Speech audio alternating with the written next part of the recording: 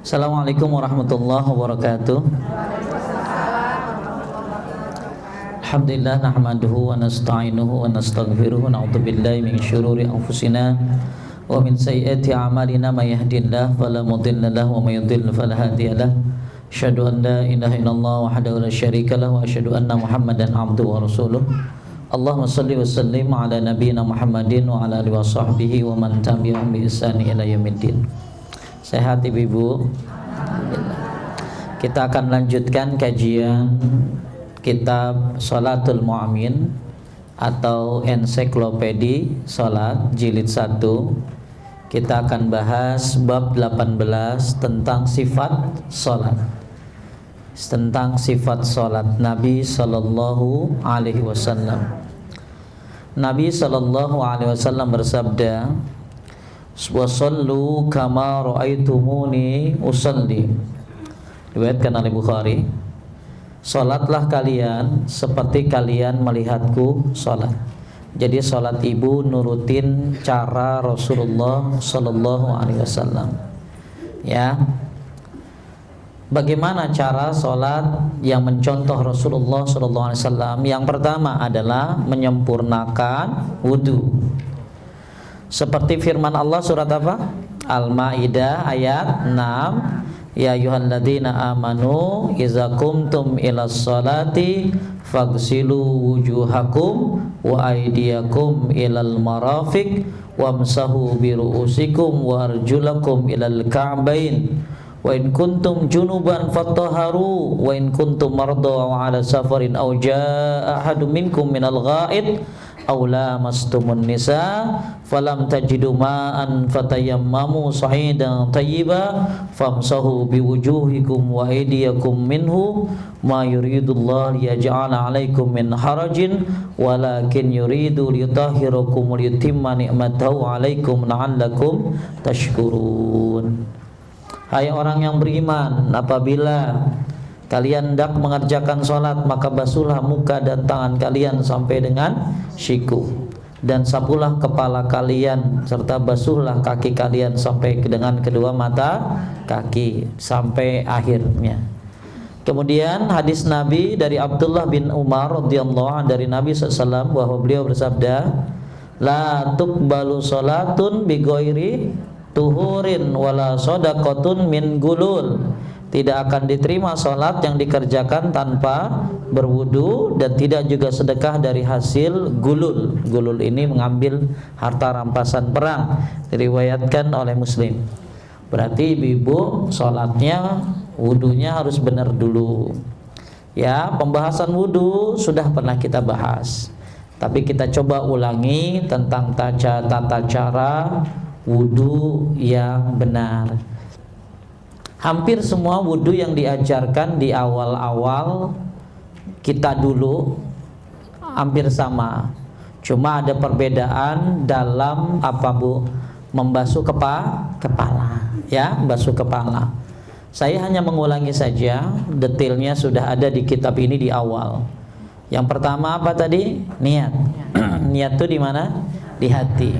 Ya, cukup niat di hati, ya. Kemudian ibu-ibu hati-hati dengan hal-hal yang bersifat lebay. Albay yang pertama adalah orang wudu baca a'udzubillahi minasyaitonirrajim, bismillahirrahmanirrahim. Ada lagi yang bacanya Rabbi a'udzubika min hamazati syaitin wa a'udzubika rabbi ayyahdurun. Katanya banyak setan, biar enggak digoda lagi wudu. Ini lebay yang kedua.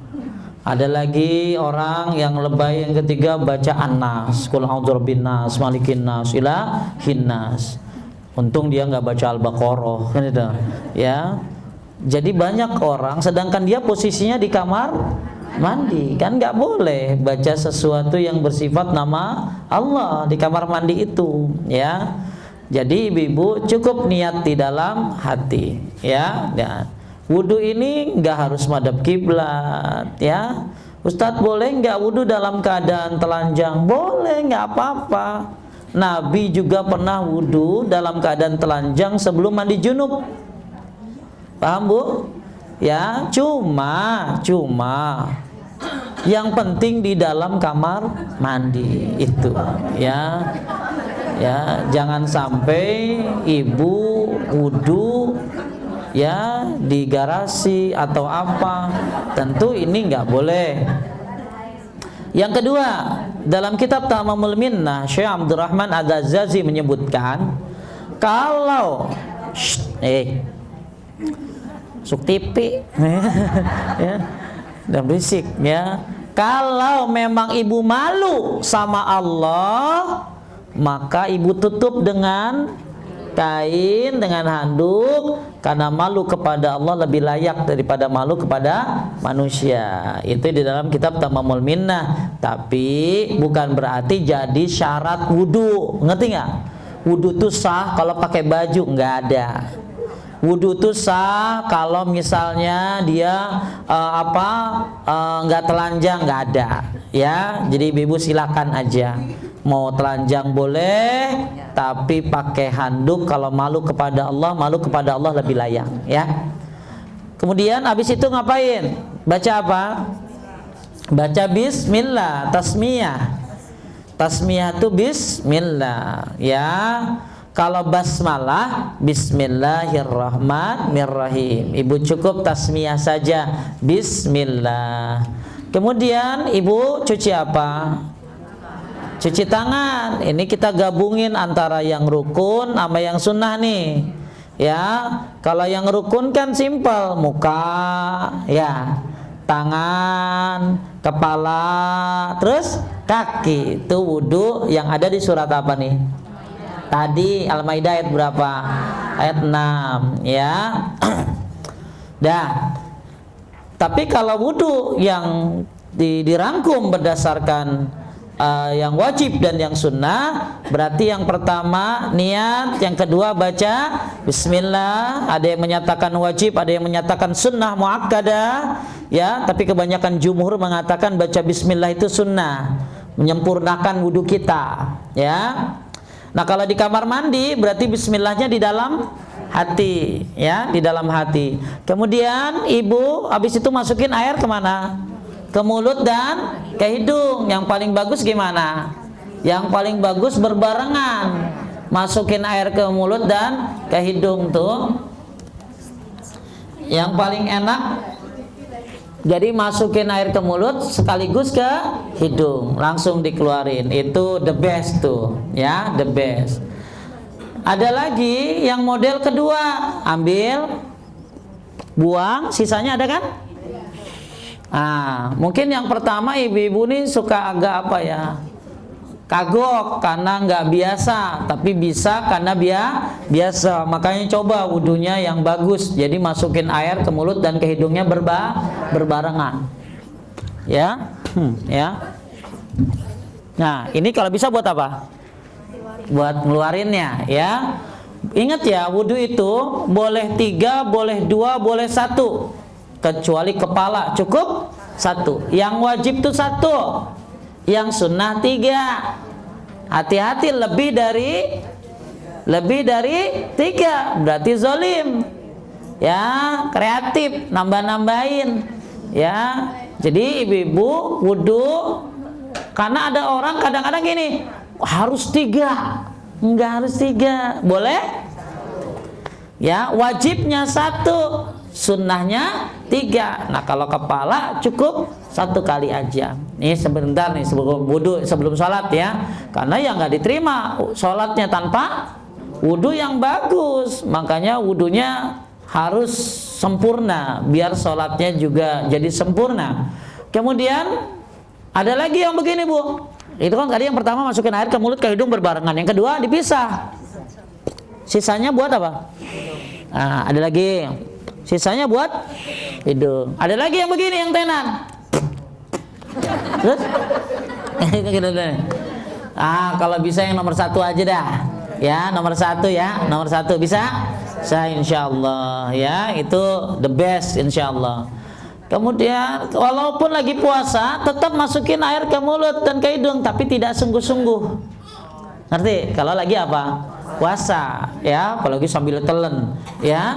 Jadi cukup sekedar masuk saja, ya, jangan sampai sungguh-sungguh. Kemudian habis itu ngapain? Basuh muka. Ya, dari mulai pangkal tumbuh, ya. Yang punya jenggot diiniin, ya. Nah, berapa kali? 3, 2, 1, boleh. Tangan apa? Berapa? Boleh 3, boleh 2, boleh 1. Ada yang dari sini ke siniin, ya. Terus sunnahnya di apa? Apa namanya? Diusap, biar rata.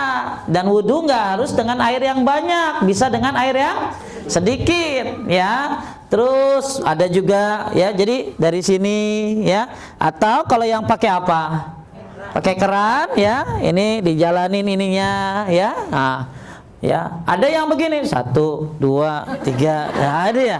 Bagusnya selesaiin dulu, 1, ya. Jadi yang 1, 2. Jadi nggak mau diapain, Bu? Nggak mau dibasuh, ya. Jadi bagusnya diapain? Dibasuh, ya. Nih bisa begini 1, terus 2, terus naik lagi 3, atau 1, terus 2, terus 3, atau 1, 2, 3, ya. Jadi boleh 3, boleh 2, boleh 1. Nah, yang bagus selesaikan apa? Kanan dulu, baru selesaikan apa? Yang kiri, ya. Kemudian habis itu apa? Kepala. Nah, kepala ini yang banyak modelnya, ya. Model yang pertama, berarti kalau yang mungkin di kamar mandi, ya, di kamar mandi, di rumah, ya, bukan di tempat keramaian yang banyak apa? Kelihatan auratnya, ambil air, ya. Terus diapain? Bukan kalau segini kan basah, ya. Diapain? Dibuang, ya. Dari mana? Dari depan ke mana? Ke belakang, tarik lagi ke depan, langsung apa? Kuping. Nah, kalau bisa kupingnya gini. Sah gitu loh. Jadi ada alurnya kan? Ada alurnya, ya. Saya ulangi, lihat. Ambil air, buang dari mana? Tengkuk sini sampai tengkuk, ya. Bukan sepanjang rambut loh. Ya, panjang rambut gitu, ya. Ya. Jadi sampai mana? Sampai tengkuk. Tarik lagi ke depan. Ya, langsung kuping. Diginiin, ya. Ya apa sih? Di alurnya dikitin. Ingat loh, nggak main-main wudhu ini. Ya, karena ini pondasi awal Anda pengen sholat. Makanya disuruh wudhu, dan wudhunya kayak apa, bagus atau tidaknya, ini bisa menyempurnakan sholatnya. Oleh karena itu, tadi kepala. Ada lagi yang pakai apa? Jilbab, ya. Yang pakai jilbab berarti ambil air, masukin ke dalam apa? Ke bawah itunya, kemudian ke apa? Ke atasnya, atas kudungannya, ya. Ya. Kagak dibalik apanya? Enggak, gitu loh. Nih lihat. Jadi ya kupingnya masukin airnya ke sini, ya. Dari dalam kan bisa tuh. Ya. Nih sebelum lanjut nih, kadang ada ibu-ibu yang maaf suka pakai baju adik. Yang kalau lagi wudhu tuh susah ditarik, dibuka. Akhirnya dia wudhu tangannya doang. Apa sih? Lapak tangannya doang gitu loh. Ambil. Sampai waktu itu dia nanya sama saya, jadi gimana Pak Ustadz? Saya harus gimana? Saya ini susah nih Pak, dibukanya. Bukan manset, emang bajunya modelnya begitu. Saking kayanya kali ya. Jadi saking kayanya bajunya itu nggak bisa ditarik. Ya saya bilang basahin aja semuanya dari sini kan. Nggak mau kan? Ini kagak sholat. Coba, ya, error kan tuh, ya. Nah, ada lagi yang begini malah wudunya, susah Pak Ustadz, di tangan tuh. Allah Maha Pengampun, gitu nih. Nah ini, ya gimana? Ya Allah Maha Pengampun, ya. Tapi kita ini jangan memudahkan, paham nggak? Ya apa adanya aja. Berarti tangan sampai mana? Sampai siku, ya. bukan sampai telapak ya. Makanya kalau memang ibu pakai manset yang susah, ya udah dibasahin aja sampai sini ya, nggak masalah lah ya. Atau bajunya tuh yang benar ya. Ya, jangan suka pakai baju siapa tadi? Baju adik, kekecilan gitu lah ya, udah. Jadi harusnya kalau ada yang begitu bilang sama Bu Sri itu biar dikasih sumbangan ya. Ya, sumbangan buat sedekah tuh. Terus kemudian pakai apa? Pakai apa? Habis itu apa? Kepala kan? Nah, kepala udah sampai tengkuk. Yang kedua, kalau yang pakai apa? Jilbab, berarti masukin dulu ini. Terus atasnya, luarnya ya, luarnya. Terus kupingnya diginiin ya. Ya, apalagi jangan sampai kelihatan ya, kelihatan aurat ibu tuh. Nah, ada lagi yang terakhir dalam kitab Sahih Fikih Sunnah yang dari Aisyah, atasnya saja. Ambil atasnya saja. Ya, ibu. Jadi yang beda cuma di mana tadi? Kepala saja. Nah, kalau kepala cukup satu kali saja. Ya, cukup satu kali saja. Ada riwayat yang membolehkan 3 kali, tapi 1 kali lebih sahih. Ya, jadi kalau di rumah gimana? Dari depan ke belakang, tarik lagi ke depan, langsung kuping. Terus kalau apa lagi? Kalau yang pakai jilbab, dalamnya, terus luarnya. Ya, kalau yang mau juga apa tadi? Atasnya saja. Kemudian yang terakhir apa? Kaki. Kaki sampai mana? Sampai mata kaki. Cuman dalam riwayat Abu Hurairah untuk tangan itu boleh sampai sini, lengan. Yang pengen cahayanya lebih boleh sampai lengan sini ya. Terus yang kaki boleh sampai betis. Tapi ingat, dalilnya cuma sampai betis, nggak boleh sampai paha. Ngerti nggak? Ini ibu paha gitu, nggak bisa ya. Jadi boleh dari mata kaki sampai mata kaki, terus sampai apa? Betis. Biar cahayanya apa tadi? Cahayanya lebih ya, lebih banyak cahayanya. Karena wudu akan menghasilkan apa? Cahaya. Masya Allah, mudah-mudahan ya kita akan bercahaya nanti ya. Berkat apa? Berkat daripada wudu yang kita lakukan. Itu pernah kita bahas dan ada di awal-awal ya, ada di awal-awal. Nah, kemudian kaki ya, sunnahnya di apa ini? Di sela-sela ya, di sela-sela ya. Boleh 1, boleh 2, boleh berapa? 3. Insya Allah yang kita belajar dulu banyak samanya. Cuman bedanya masukin air kemana? Ke mulut dan ke hidung sama apa? Sama kepala saja yang mungkin tadi lebih sahih ya, lebih sahih. Kemudian baru kita bicara apa? Doa habis apa? Doa habis salat, doa habis wudu, apa doa habis wudu? Asyhadu an la ilaha illallah wahdahu la syarikalah wa asyhadu anna Muhammadan abduhu wa rasuluh. Allahumma ja'alni minat tawabin wa ja'alni minal mutatahhirin. Kalau mau ditambah lagi dengan doa kifaratul majlis, subhanaka Allahumma wa bihamdika asyhadu an la ilaha illa anta astaghfiruka wa atubu ilaik. Inilah sifat salat Nabi yang pertama. Ibu ngapain tadi? Berwudu. Yang kedua, lihat halaman 240. Menghadap kiblat, yaitu Ka'bah, berdasarkan firman Allah surat Al-Baqarah ayat 144, qad nara taqalluba wajhika fis samai falanuwalliyannaka qiblatan tardaha fawalli wajhaka syatral masjidil haram wa haitsu ma kuntum fawallu wujuhakum syatrah. Sungguh kami sering melihat mukamu menghadap ke langit. Jadi waktu itu kiblat ya dipindahin ke Baitul Maqdis ya. Maka sungguh kami akan memalingkan kamu ke kiblat yang kamu sukai, yaitu apa? Masjidil Haram, yaitu Ka'bah. Palingkanlah mukamu ke arah Masjidil Haram, dan di mana saja kamu berada palingkan mukamu ke arahnya. Hadisnya dari Abu Hurairah radhiyallahu an, kisah seorang yang kurang baik musiius shalah, yang kurang baik salatnya. Idza qumta ila salati fasbighil wudu summa istaqbilil qiblah. Jika kamu hendak mengerjakan salat, sempurnakanlah wudu kemudian menghadap apa? Kiblat. Jadi ibu ngadap kiblat itu, makanya nggak usah ibu lagi salat bilang menghadap kiblat, karena memang harus menghadap kiblat. Ngerti nggak? Ya, niat saya sholat duhur 4 rakaat menghadap kiblat, emang harus.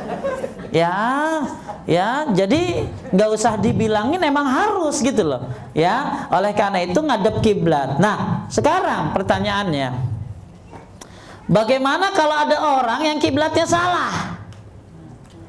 Harusnya kan kiblat ke sono, ke sono. Mungkin bengong atau nggak ngerti atau tanggal tua atau memang lagi banyak masalah, ya akhirnya kalau apalagi yang di luar negeri, ya di luar negeri kan nggak kayak di puncak mah ada hotel, di Indonesia mah kan ada kiblatnya kemana. Gimana kalau kita menemukan sebuah hotel yang nggak ada tanda kiblatnya, ya maka kita harus usaha dulu. Ngapain? Tanya sana sini, apalagi sekarang ada handphone, ya digini-giniin kan, ituin angka 8, ikuin angka 8, ya. Ternyata ibu setelah ibu lihat matahari dan lain sebagainya, ternyata sah sholatnya karena udah usaha. Paham? Lain lagi yang begini, datang ke hotel, kiblat mana aja, kiblatnya Allah di mana aja gitu.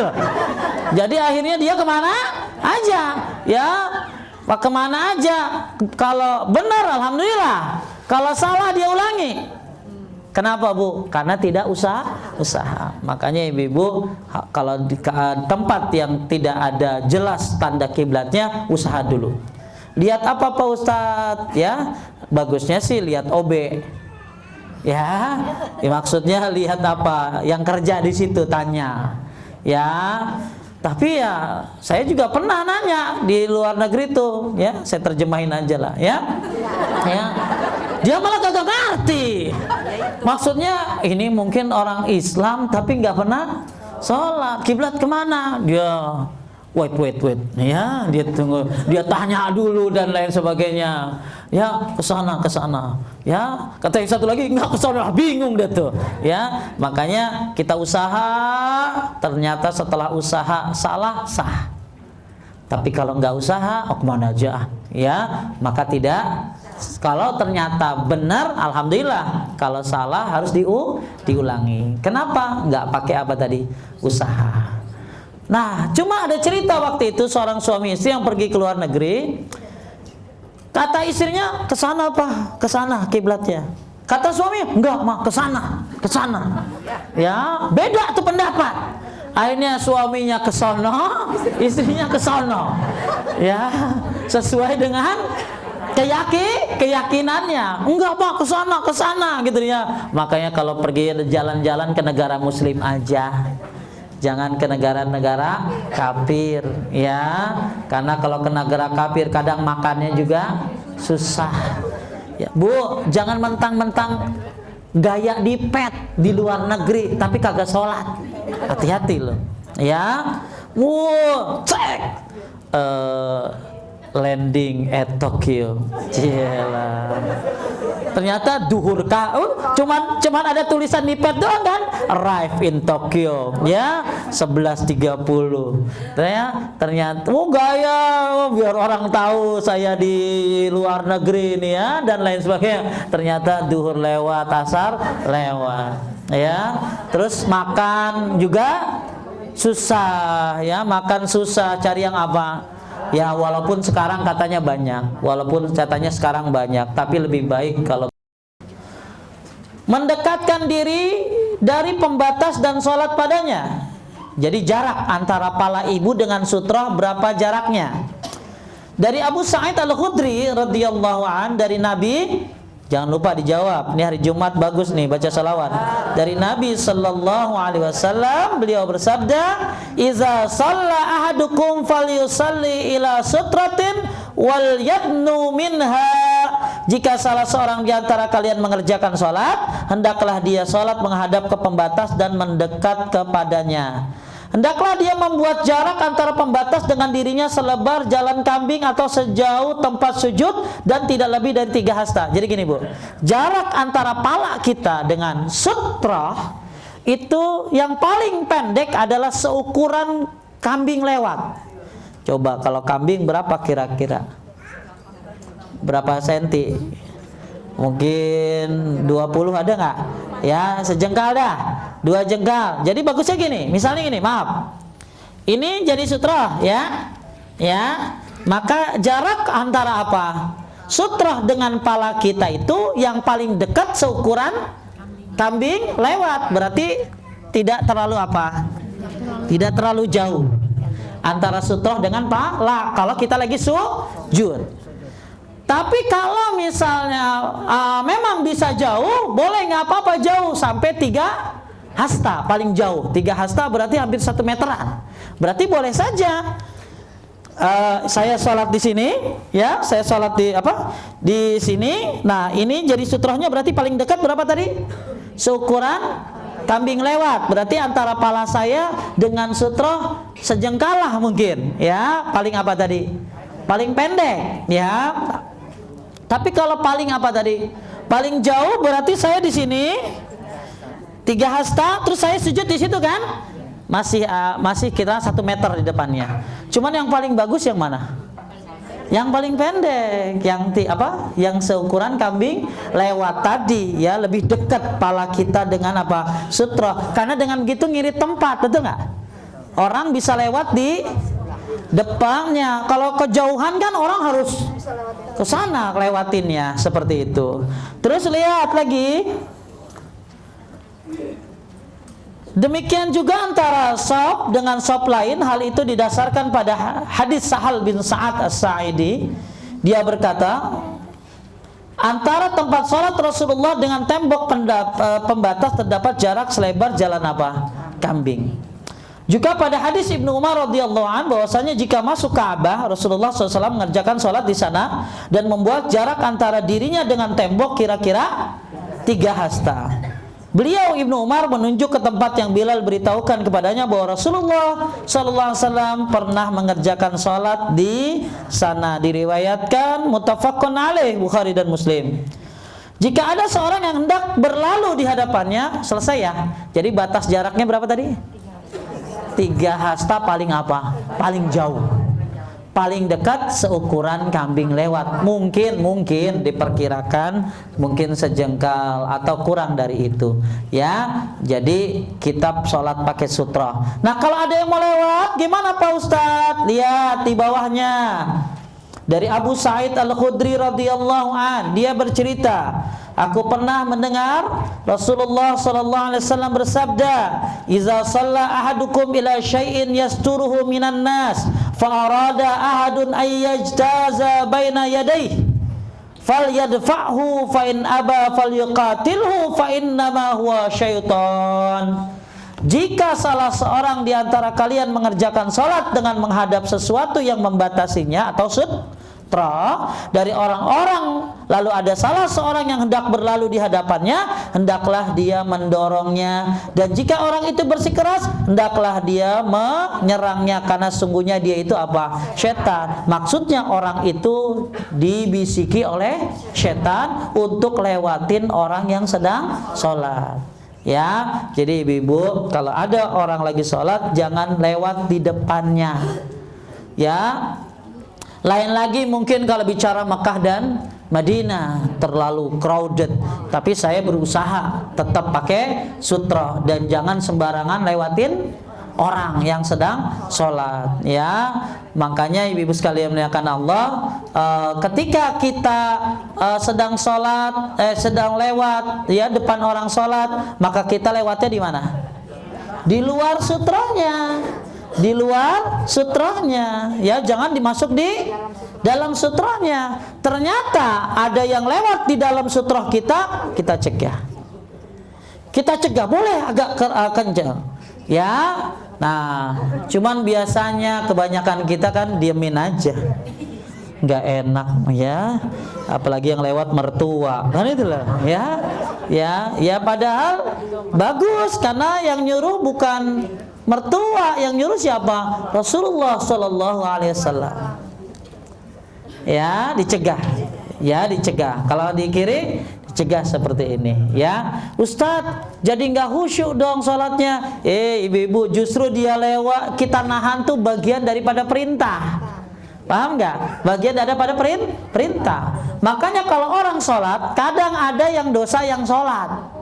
Kenapa? Karena dia nggak pakai sutra sehingga orang lalu lalang. Kadang yang dosa yang lewat, udah tahu ada sutra malah dilewatin. Makanya ibu sekalian muliakan Allah, kalau sholat coba pakai apa? Sutra. Walaupun ulama ikhtilaf, ada yang menyebutkan wajib, ada yang menyebutkan sunnah. Walaupun ibu di kamar, nggak ada yang lewat nih Pak Ustadz nih. Dia kunci semuanya deh. Ya setan.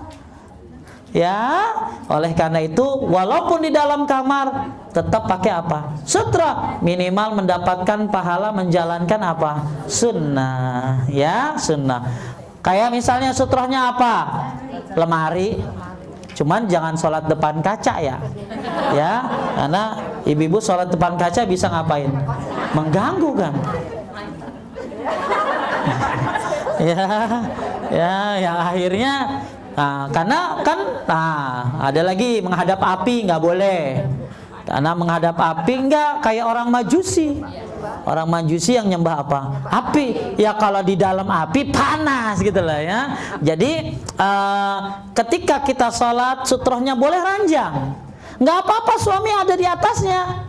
Karena kan ada sutra gitu loh. Kadang-kadang orang ini suami diranjang gitu ya, tidur ya. Gitu lihat, emang gua mayit kan itu loh ya. Emang gua mayit. Nggak apa, karena udah ada apa? Sutra, kan ranjangnya tinggi kan? Ya, ranjangnya tinggi, terus dia juga di belah sono gitu loh ya. Apa bangku ya atau apalah yang kalau bisa tingginya berapa tadi? 60 cm. Saya lupa 40 atau 60 ya. Saya 40 ya, 40 cm-an ya, 40 saya lupa ya. Bu Kirana inget ya, 46 ya. Ya di fikih sunnah berapa? 40-an ya, 40 cm ya, 40 cm. Maaf saya salah, bukan 60. Dah. Terus ibu-ibu, kita lihat sekarang apa dosanya orang yang lewat di depan orang sholat ya.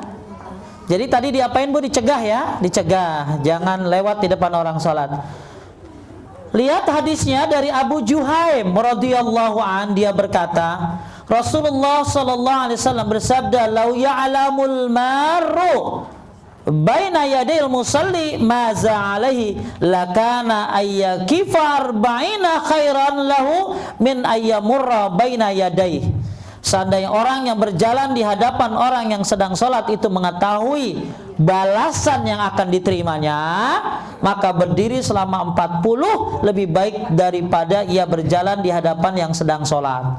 Seorang perawi hadis ini, Abu Nadhr, mengatakan, aku tidak tahu apakah beliau mengatakan 40 hari, 40 bulan atau 40 tahun. Jadi lebih baik ada orang berhenti 40 hari, 40 bulan atau 40 tahun daripada lewat di depan orang sholat ya. Makanya ini jadi hadis yang sangat tegas ya, larangan lewatin orang sholat. Berapa banyak Bu orang lewatin, gampang banget kan ya, apalagi sholatnya kayak ibu-ibu di mall ya, makanya sholat jangan di mall, di rumah ya. Kalau terpaksa mungkin boleh. Terus kalau mau lewatin Bu, kan kadang-kadang sempit tuh, lebih baik motong daripada lewat. Tahu motong? Kalau motong tuh kan apa? Ngebelah. Misalnya di sini, mendingan ibu jalan ke sini tuh lurus gitu daripada harus lewat, atau nungguin dia selesai ya, atau nungguin dia sujud. Kan kalau sujud pantatnya agak tempat tuh, ada tempat, ibu baru di belakang dia berarti. Ya, jangan lewatin orang yang sholat. Kalaupun ada yang menyebutkan terpaksa lewat di depan orang sholat, jangan injek tempat sujudnya, ya. Tapi lebih baik dihindari, lebih baik tunggu sebentar, ya. Atau sebelum sholat udah cari PW, posisi enak. Posisi enaknya kayaknya biar gampang, ya. Nah, ini termasuk banyak orang yang apa ya, yang meremehkan.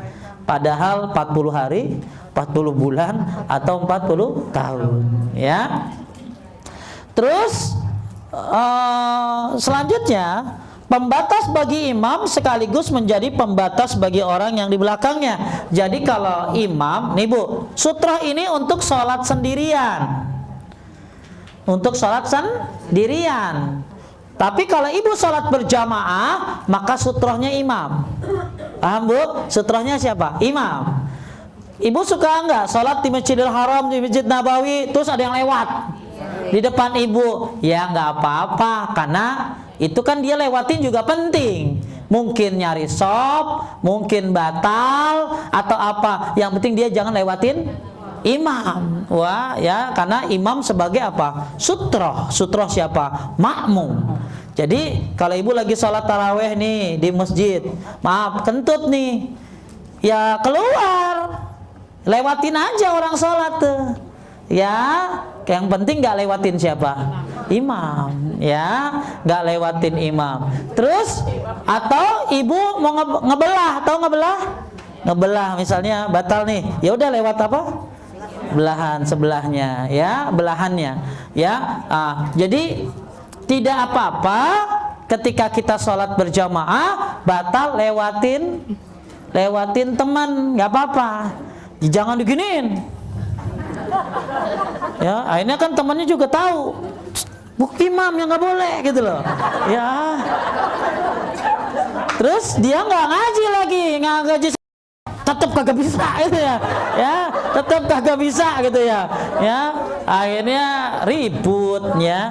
Jadi yang karena ada Bu, maaf ya, ada yang orang lagi sholat berjamaah, anak kecil, namanya anak kecil kan lari, tuh bapak-bapak langsung giniin, bung, anak kecil kan, jadi aduh kasihan gitu loh, ya susah juga kadang-kadang ada anak kecil ya, lincah gitu, makanya dia akhirnya cegah. Sebenarnya nggak apa-apa orang lewat di depan dia, ya, karena dia berjamaah. Jadi sutrohnya dia siapa? Imam, ya, imam. Dalilnya apa? Nah, ini ada di dalilnya nih dari Ibnu Abbas radhiyallahu an. Jadi waktu itu Ibnu Abbas masuk ke tengah ke dalam sholat, ya. Waktu itu, ya, dia pernah datang dengan naik seekor keledai betina yang pada saat itu dia sedang mendekati usia balik. Sementara Rasulullah SAW sedang mengimami orang-orang menjalankan sholat di Mina tanpa dinding pembatas di depannya, dan Ibnu Abbas berada di atas keledainya berlalu di depan shop baris. Di sana dia turun dari keledainya dan masuk ke dalam shop di belakang Rasulullah SAW, namun tidak seorang pun menegurnya. Paham Bu? Jadi dia naik keledai, turun, langsung masuk shop di belakang Nabi, ya. Tapi dia kan nggak lewatin siapa? Nggak lewatin Nabi, cuman lewatin apa?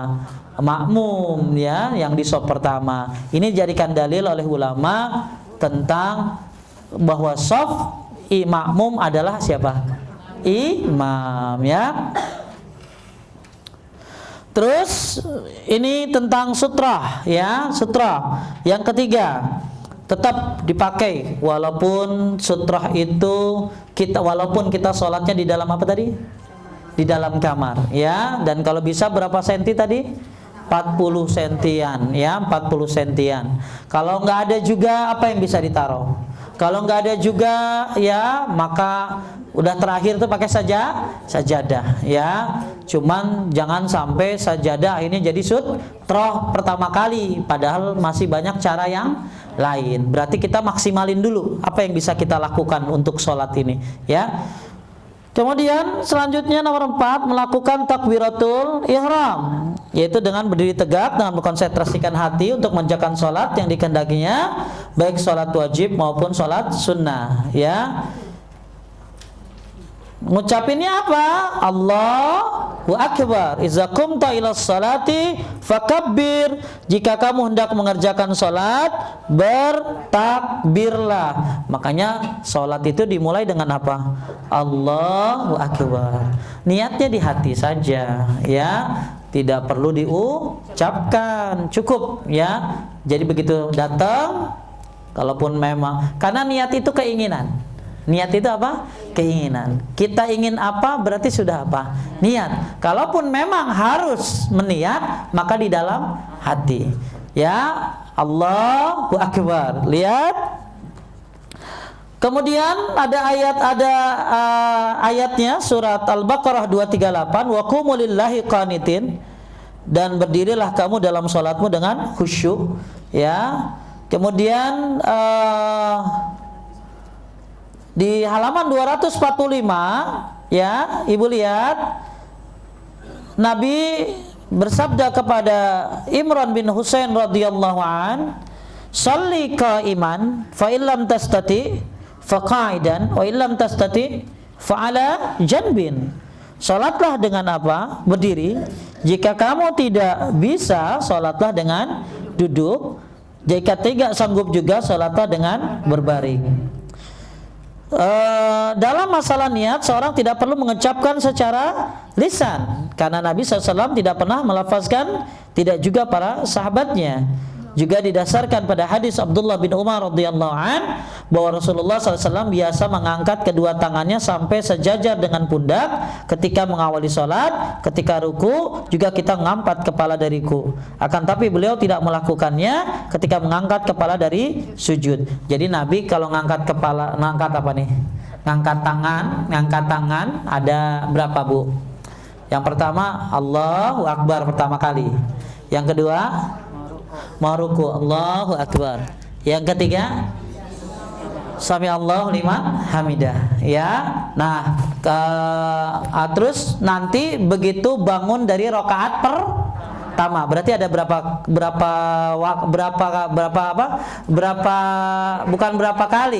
berapa kejadian? 4. Ya, setiap mau apa? Yang pertama takbiratul ihram, berarti kalau ini hukumnya wajib, ya. Nah, yang kedua apa? Mau ruku. Yang ketiga Sami Allah liman hamidah. Yang mau sujud enggak berarti? Ya, sujud enggak. Terus duduk antara dua sujud juga enggak. Terus naik ke rakaat kedua juga enggak. Ya, tapi mau ruku ngangkat lagi. Terus Sami Allah liman, ngangkat lagi Sami Allah liman hamidah. Nah, terus nanti pas naik ke rakaat ke berapa? Ketiga. Berarti 4 keadaan. Takbiratul ihram, ruku, mau ruku, bangkit dari ruku. Yang keempat, setelah tahiyat awal naik ke rakaat ke berapa? Ketiga. Tapi dalam riwayat yang lain, termasuk di dalam kitab Al-Wajiz ada riwayat pernah juga mau sujud, ya. Cuma Syekh bin Shalih Al-Utsaimin menyebutkan tidak boleh jadi kebiasaan. Jadi gini berarti, kalau yang tadi berapa? 4. Kalau yang berarti kalau sekarang enggak, 5. Allahu Akbar, Allahu Akbar, Sami Allahu liman hamidah, ya. Kemudian mau Allahu Akbar, mau ngapain? Mau sujud, tapi jangan jadi kebiasaan, ya. Sekali-kali aja, ya. Pernah ada bapak-bapak yang setiap sujud selalu ngangkat tangan, ya, selalu ngangkat tangan untuk apa? Allahu Akbar. Lalu saya kasih tahu, Pak, boleh, ada riwayatnya, tapi lakukannya jangan jadi kebiasaan, sekali-kali aja. Berarti sekali-kali ibu menjalankan sunnah yang ngangkat tangan sebelum apa tadi? Sebelum apa tadi? Sebelum sujud. Kalau yang biasa kita dulu kan 4 doang, ya. Coba yang 4 itu apa? Allahu Akbar 1, Allahu Akbar 2, terus Sami Allahu liman hamidah 3. Nanti pas naik rakaat ke 3 Allahu Akbar, ya. Tapi ada lagi, ya, yang keberapa? Yang selanjutnya setiap turun naik setiap turun naik ngapain?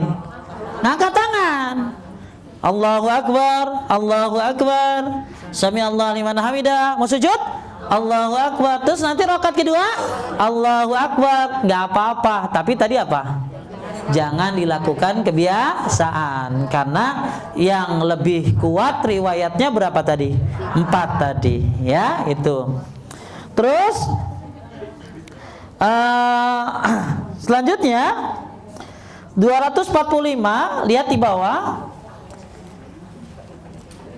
Demikian juga hadis Malik bin Al-Huwairis radhiyallahu an, Rasulullah sallallahu alaihi wasallam jika beliau bertakbir mengangkat kedua tangannya sampai mendekati kedua telinganya. Jika ruku, beliau juga mengangkat kedua tangannya sampai mendekati dua telinganya. Jika mengangkat kepala dari ruku, beliau pun melakukannya seraya mengucapkan Sami Allahu liman hamidah. Demikian beliau melakukan seperti itu. Jadi tangannya siapa nih? Bu, sampai sejajar dengan 2 daun telinga. Berarti gimana? Allahu Akbar, sejajar dengan 2 daun telinga. Allahu Akbar, ya. Ada juga yang siapa? Sebahu, boleh. Allahu Akbar. Atau Allahu Akbar. Dan sholat laki dan perempuan sama, ya. Ya, laki dan perempuan sama. Karena Nabi, kita nyuruh semuanya ngikutin Nabi.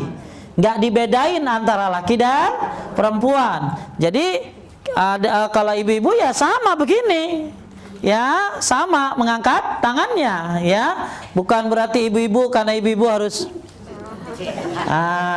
ya sama, nggak dibedakan antara laki dan perempuan. Terus kemudian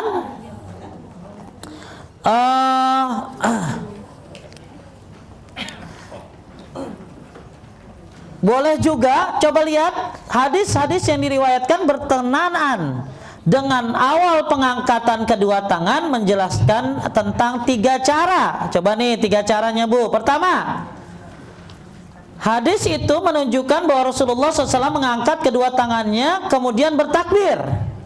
Jadi ngangkat tangan baru takbir. Dari Ibnu Umar radhiyallahu anhu, dia berkata bahwa Rasulullah SAW jika mengerjakan sholat maka beliau mengangkat kedua tangannya sampai sejajar dengan kedua apa? Pundak. Tadi kan apa?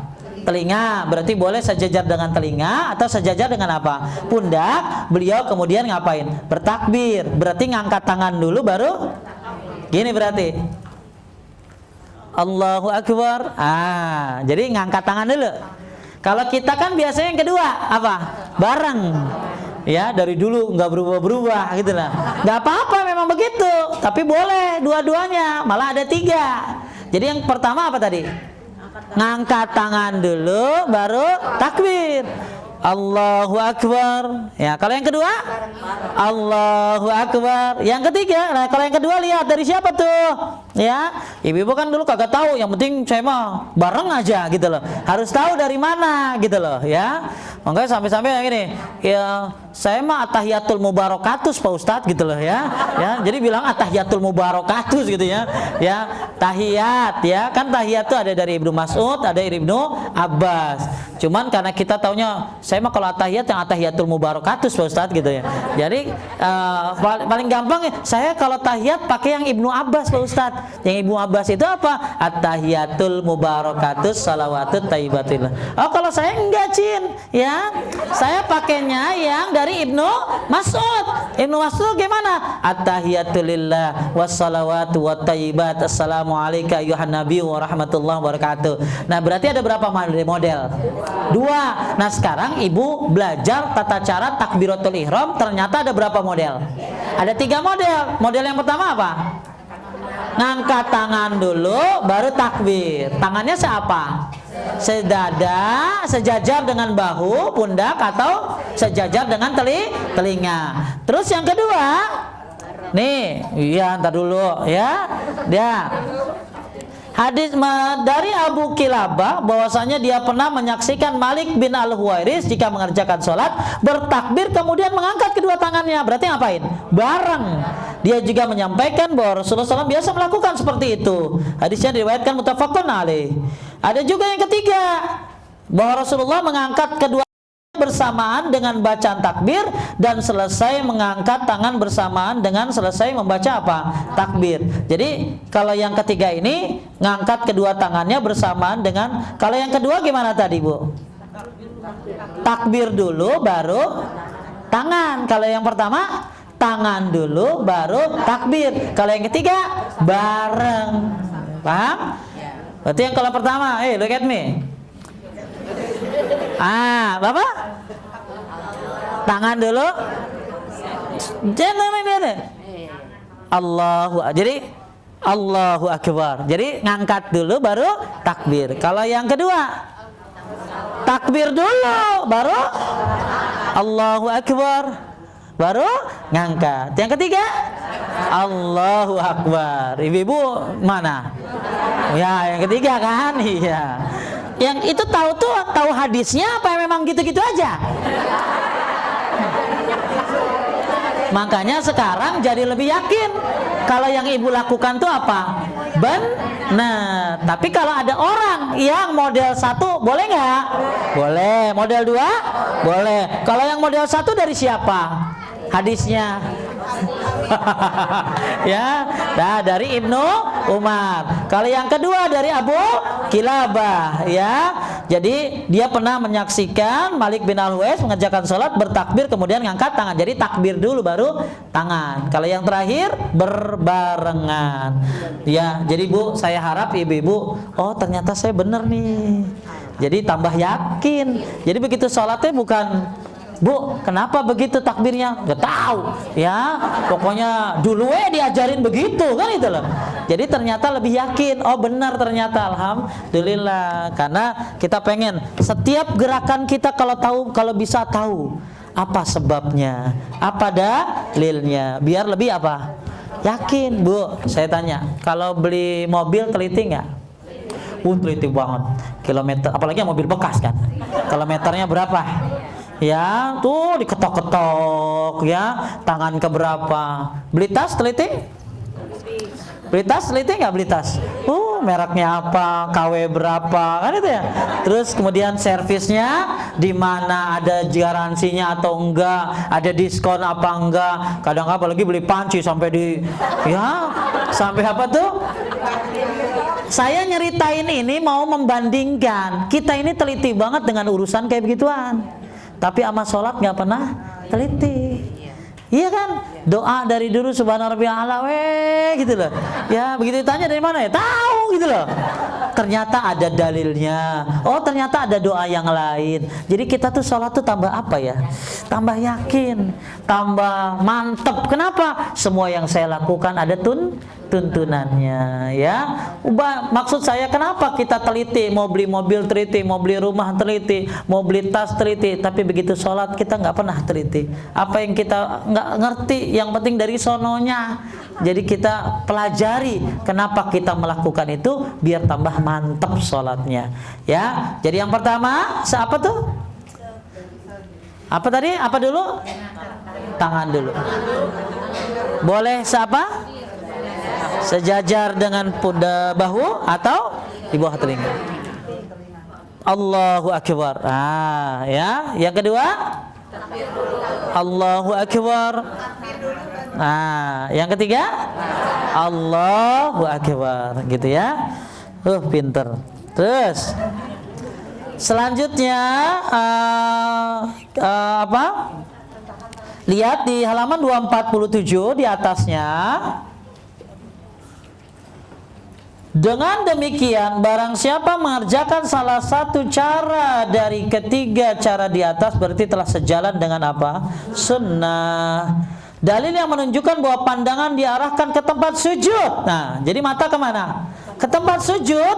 Dengan kepala menunduk adalah hadis yang diriwayatkan pula oleh Al-Baihaqi dan Hakim, yang diperkuat oleh hadis 10 orang sahabat Nabi sallallahu alaihi wasallam dari Abu Hurairah radhiyallahu anhu. Nabi sallallahu alaihi wasallam bersabda, la yantahiyanna aqwamun yarfa'una absarahum ila samai fi salatihim aw la tuhtafanna absarahum.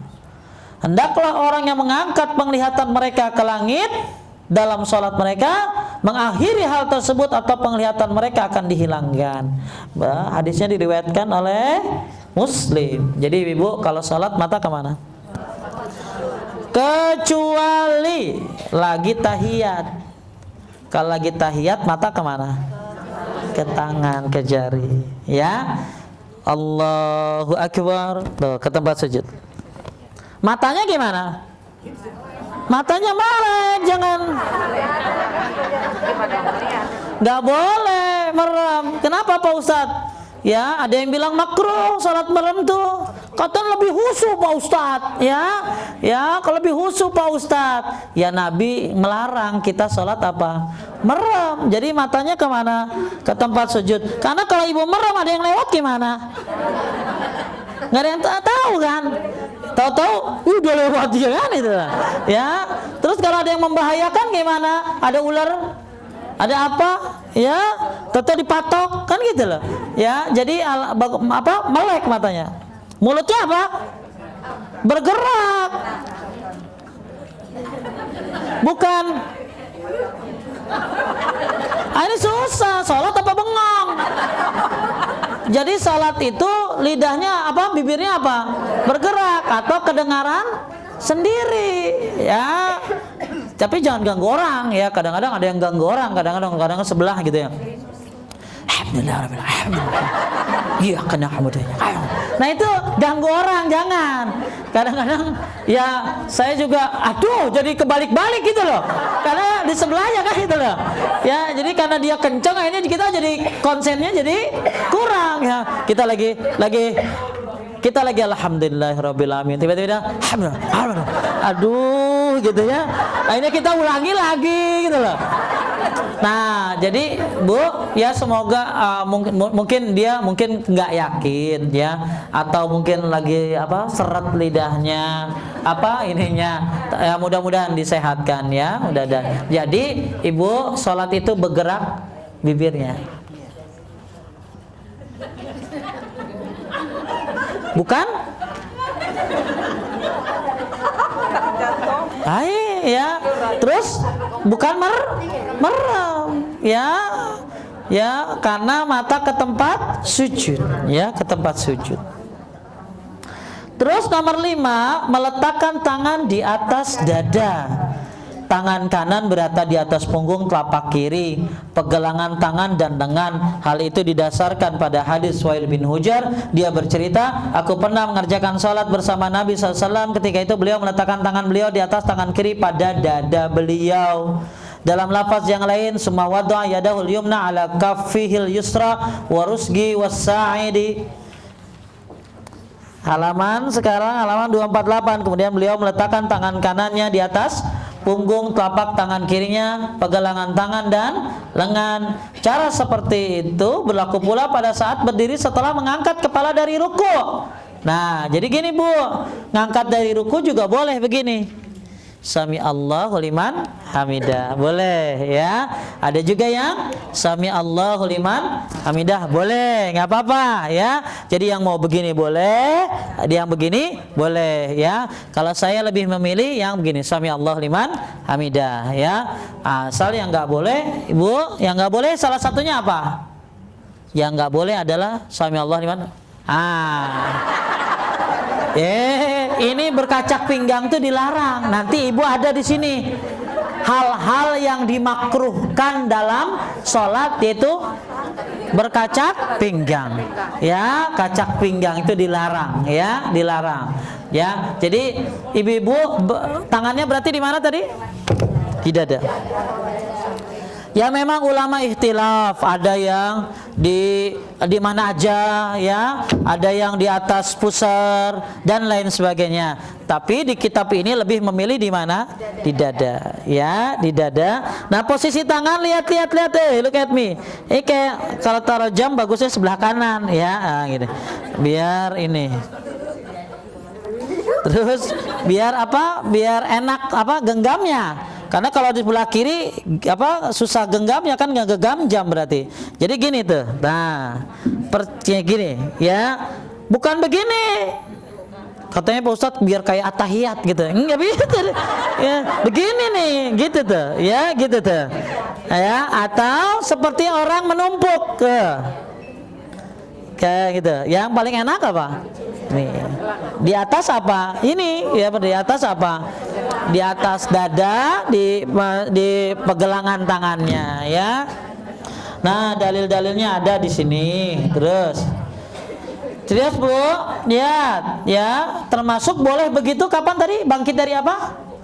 Bangkit dari ruku. Bangkit dari ruku, sami Allahu liman hamidah, juga boleh seperti itu ya. Walau di dalam kitab Tamamul Minnah Syekh Abdurrahman Al-Azazi menyebutkan ya dalil-dalil tentang kenapa menguatkan itu ya. Nah, jadi ibu-ibu mau milih yang mana terserah, yang penting dua-duanya dikuatkan. Cuman saya memilih apa tadi? Sami Allahu liman hamidah seperti ini ya. Kemudian lihat halaman 248.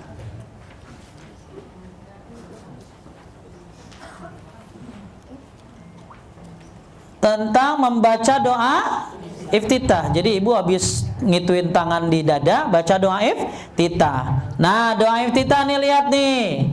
Bacaan iftitah tuh macam-macam. Boleh salah satunya ya, dan tidak boleh menggabungkannya menjadi satu. Ada ulama yang mengatakan boleh menggabungkan dua jadi satu, tapi lebih bagus cukup satu saja, tapi ganti-ganti bagusnya. Lihat, tapi boleh membuat variasi dalam setiap sholat, berarti ganti-ganti ya. Entah kapan ibu-ibu melakukan itu ganti-ganti. Dari dulu Allah Akbar kabira, hafalnya cuma itu doang ya. Bagusnya ganti-ganti. Dan kalau sholat tahajud ganti, Masya Allah, indah banget kalau saya ngelihat ibu-ibu sholat dengan berganti-ganti seperti itu. Yang ada ibu-ibu tuh ganti mukena ya, modelnya. Dan nih mukena tuh jangan model-model macam-macam.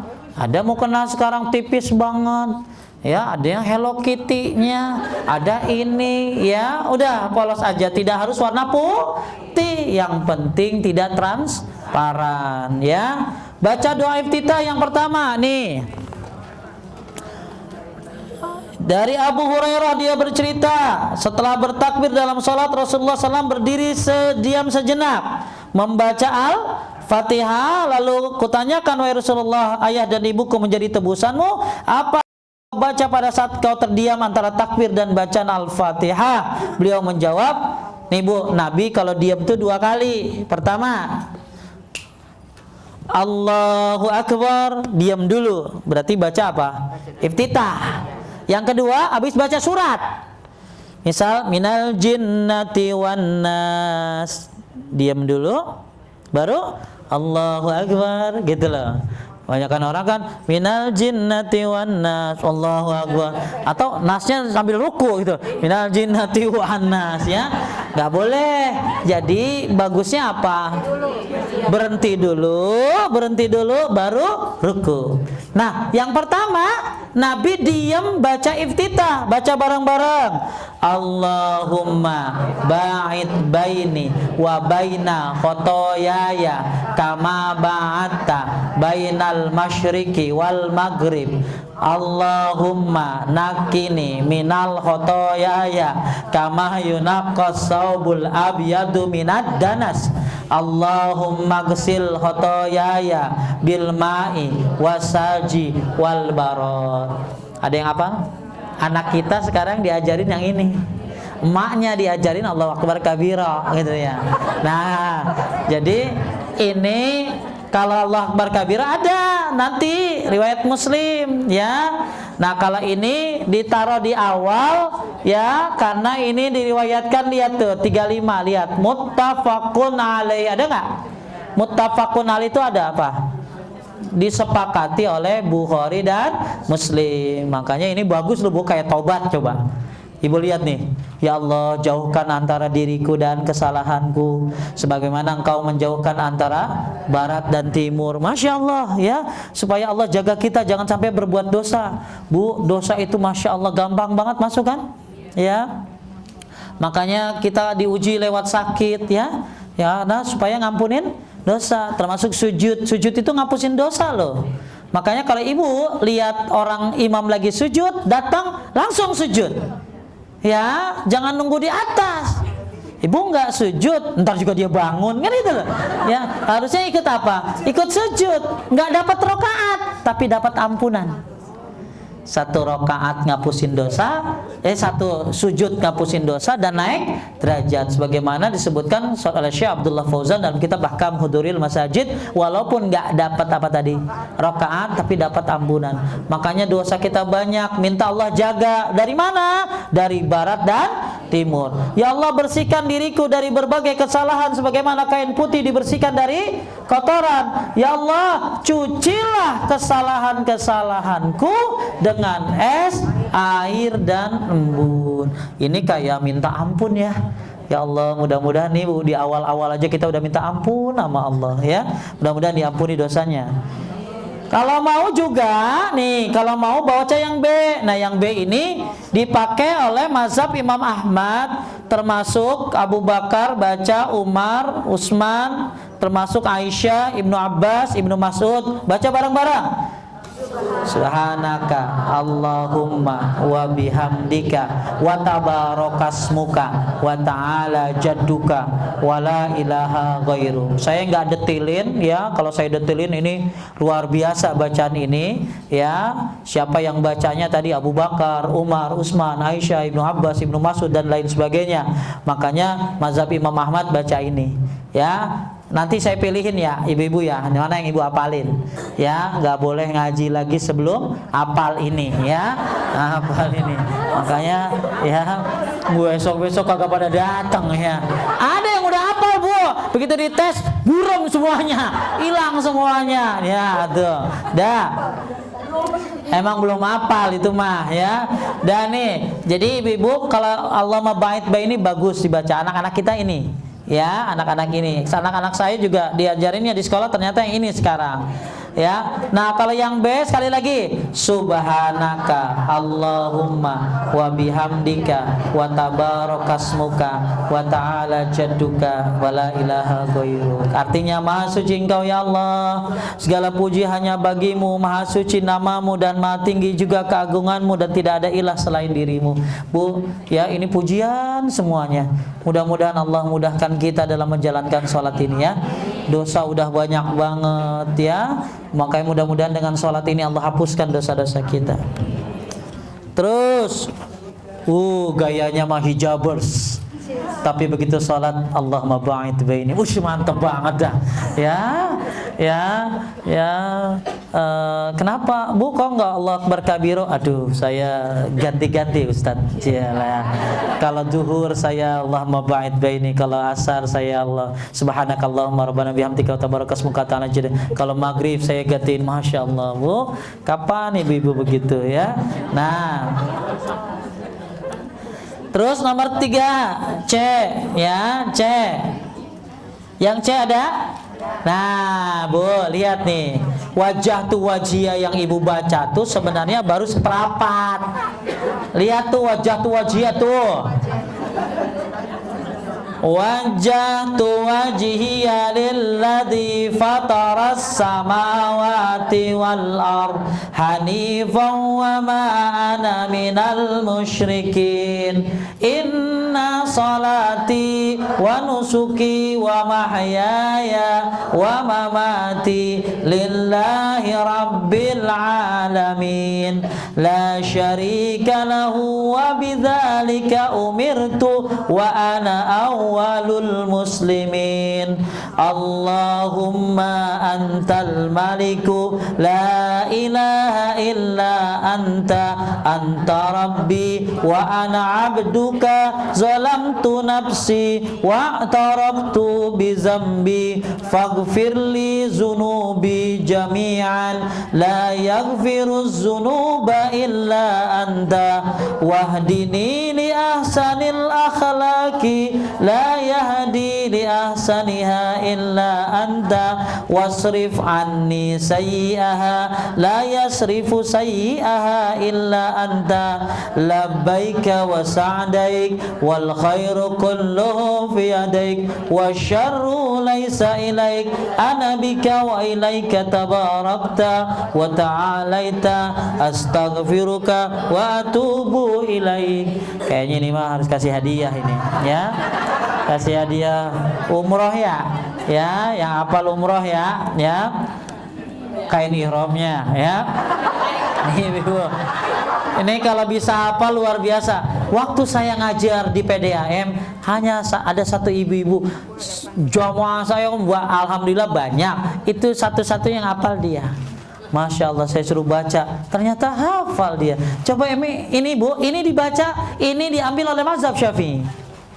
Ya, nah ini diambil oleh mazhab Syafi'i. Makanya ini ternyata bagus banget artinya. Lihat nih, aku hadapkan wajahku kepada Zat yang telah menciptakan langit dan bumi secara hanif, dan aku sekali-kali bukan dari golongan orang-orang musyrik.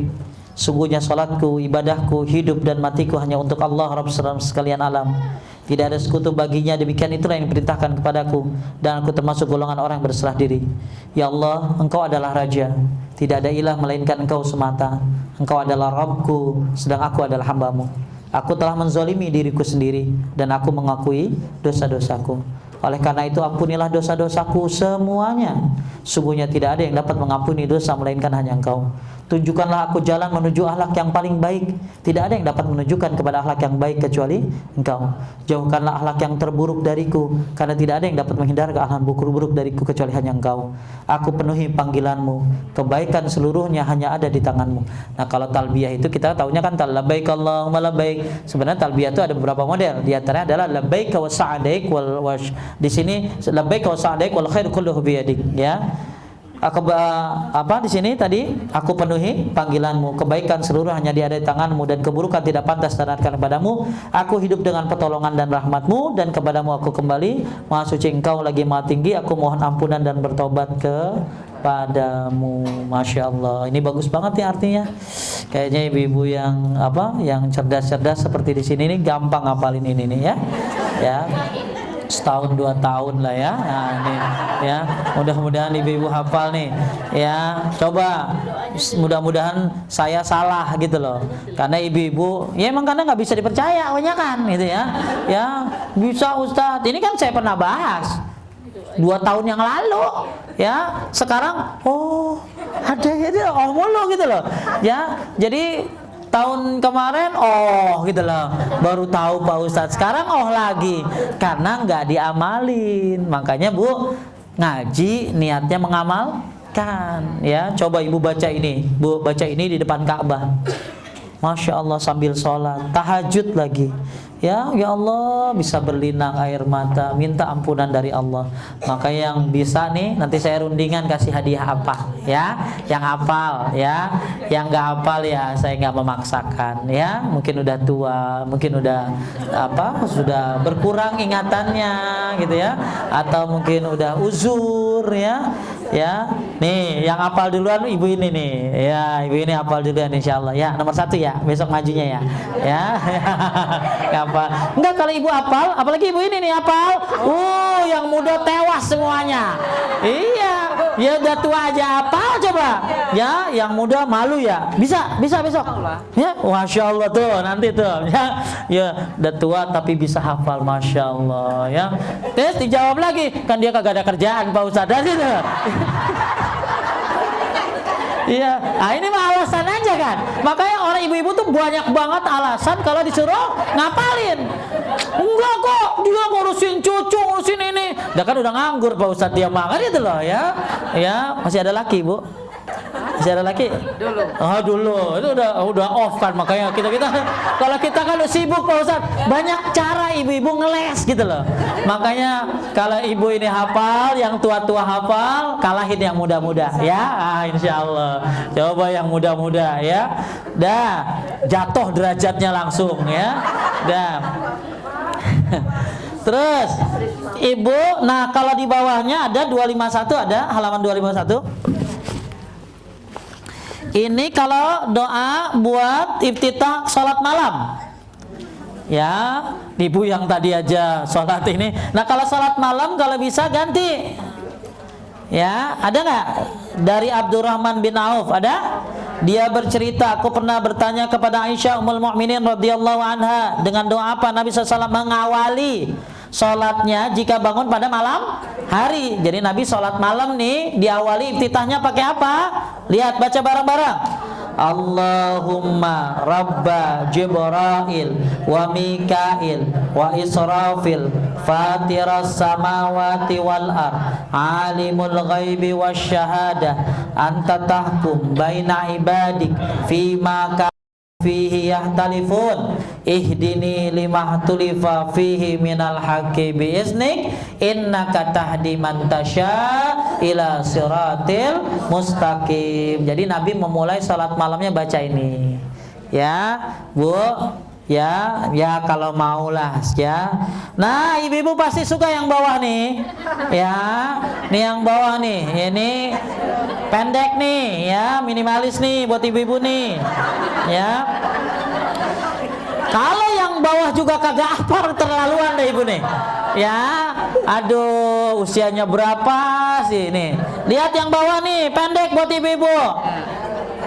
Dari Anas radhiyallahu anhu bahwasanya ada seorang yang datang dan masuk ke dalam barisan sholat dengan nafas yang terengah, baca bareng-bareng.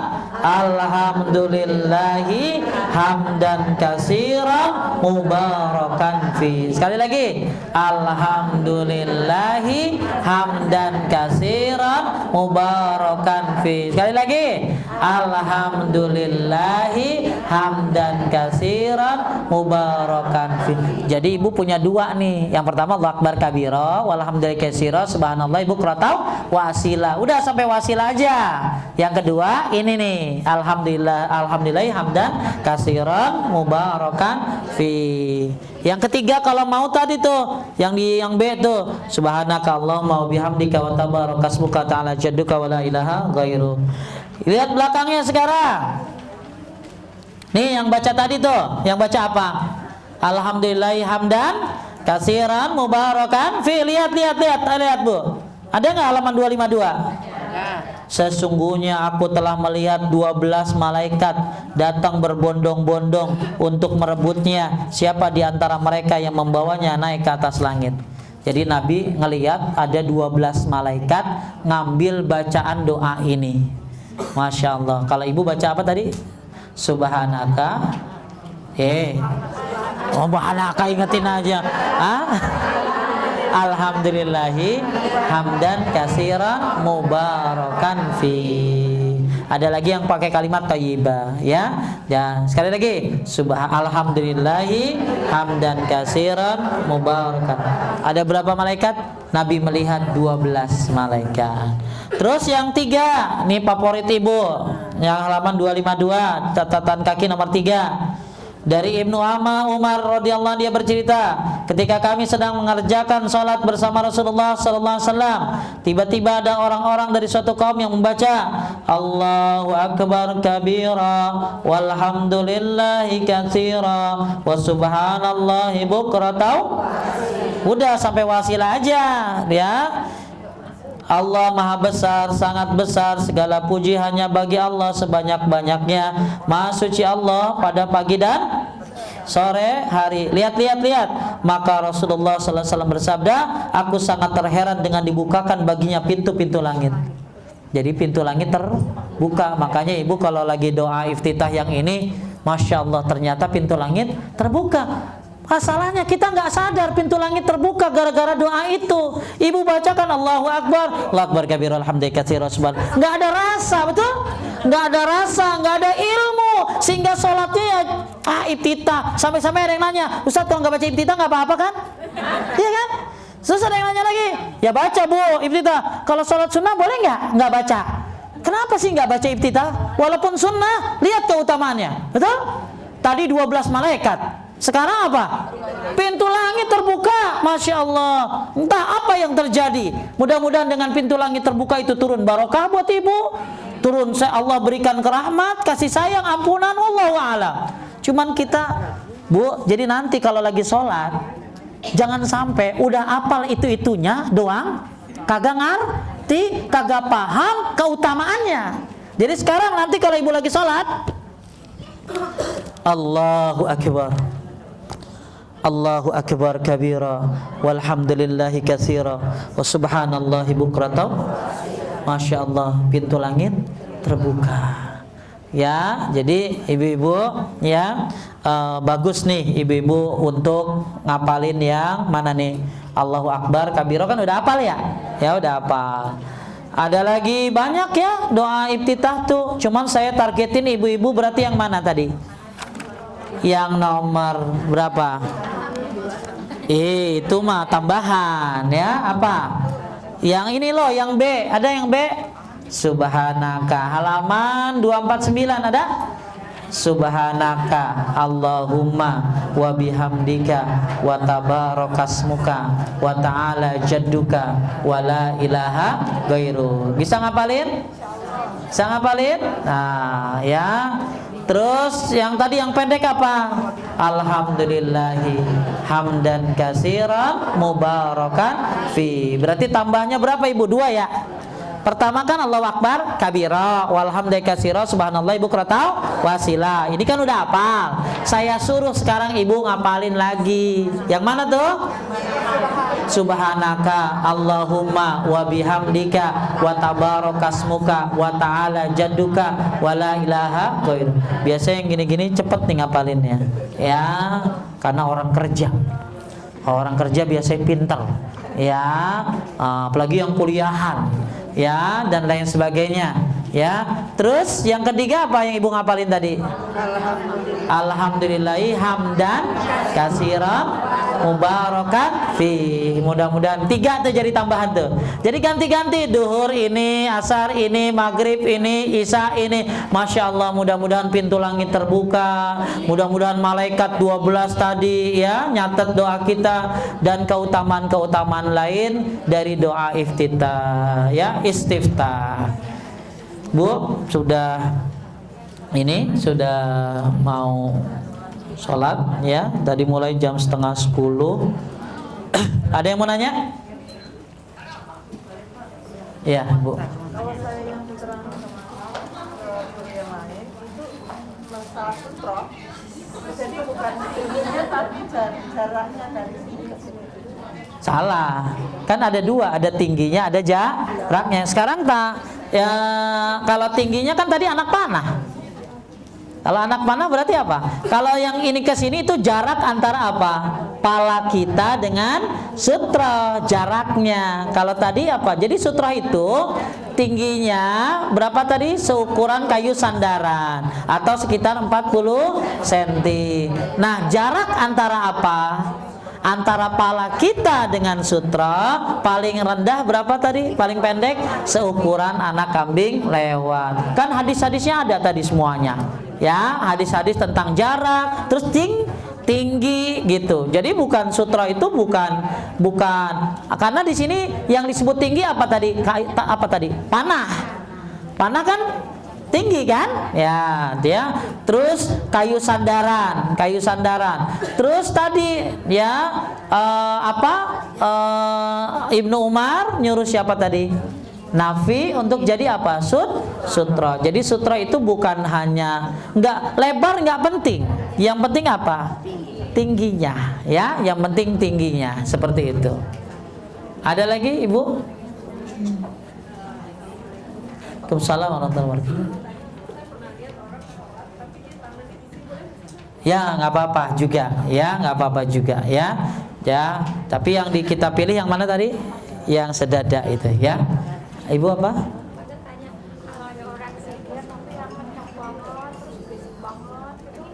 Berisik banget gitu sholatnya.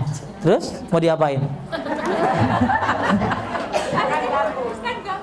Iya, itu termasuk nggak boleh karena masing-masing punya kesibukan dengan berbisik dengan siapa? Allah. Maka tadi saya cerita ada orang yang memang kadang-kadang ngeganggu sama sebelahnya. Nah, mungkin Bu, mudah-mudahan Allah sehatkan dia. Biasanya was-was. Terus ada juga kadang ininya ada setan namanya hinzib. Hinzib ini suka mengganggu orang yang sedang sholat. Jadi kadang-kadang bacaannya tuh kurang apa ya? Ya, kurang jelas, kurang apa. Makanya ibu-ibu sekalian dimuliakan Allah, ya, kita boleh bersuara asal kedengaran diri sendiri atau apa? Bergerak apa tadi? Bibir. Terus tindakan apa kalau kita lihat orang sholat berisik begitu? Ya, kadang-kadang dikasih tahu juga dia marah gitu loh ya, marah ya. Makanya harus mungkin yang tua yang ngasih tahu, ustadz yang ngasih tahu, atau dia ajak ke majelis taklim biar dia dengar, atau ibu kasih hadisnya ya, hadisnya. Nanti kita ke belakang akan belajar tentang adab-adab sholat ya, karena termasuk malah kadang-kadang kedengaran suaranya sampai berapa soft ya, berapa soft, sampai jarak 3 orang masih 4 orang masih kedengeran tuh, seperti itu. Nah ini mengganggu ya, mengganggu, sedangkan kita tidak boleh mengganggu orang ya, apalagi akhirnya suara dia sama kayak imam. Paham nggak? Akhirnya jadi kencangnya sama kayak imam ya, yang kencang dia kencang juga. Ini nggak boleh mengganggu orang yang sedang sholat. Ada lagi, Bu?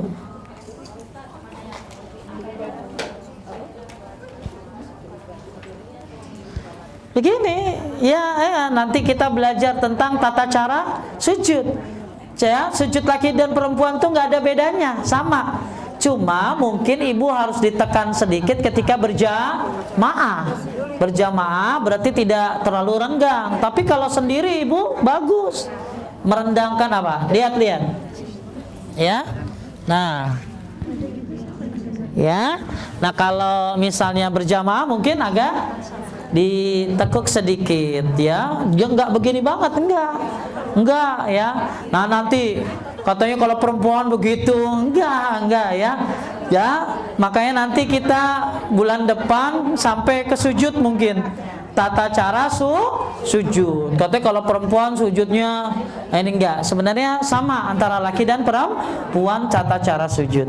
Bagi yang penasaran, lihat di sini ada tata cara sujud kayak apa ya, ada di halaman berapa tuh?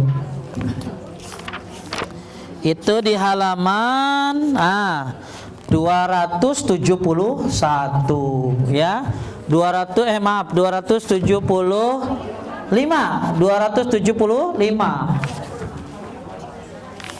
tentang doa sujud, tata cara sujud ada di sini ya, semuanya insyaallah nanti kita bahas. Sekian, mohon maaf. Ibu, siapa yang nanya tadi? Ibu apa?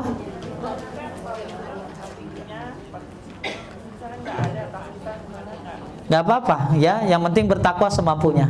Jadi usahakan dulu yang maksimal. Yang maksimal misalnya tiang, orang, nggak ada juga ya, minimal tadi ada sutroh yang 40 sentian, nggak ada tas, nggak ada juga. Nah terakhir sajadah. Cuman orang kita selalu menjadikan sajadah itu jurus pertama, padahal itu akhir kalau nggak ada apa sutroh ya. Makanya sekarang di masjid-masjid ada sutroh buatan gitu ya, dibuat dari kayu ya, biar apa, kalau yang nggak ada sutroh tinggal ngambil. Sekian, kita tutup dengan doa kifaratul majlis. Mohon maaf kalau ada kesalahan kurangan. Subhanaka Allahumma wa bihamdika asyhadu an la ilaha illa anta astaghfiruka wa atubu ilaik. Barakallahu fiikum. Wassalamualaikum warahmatullahi wabarakatuh.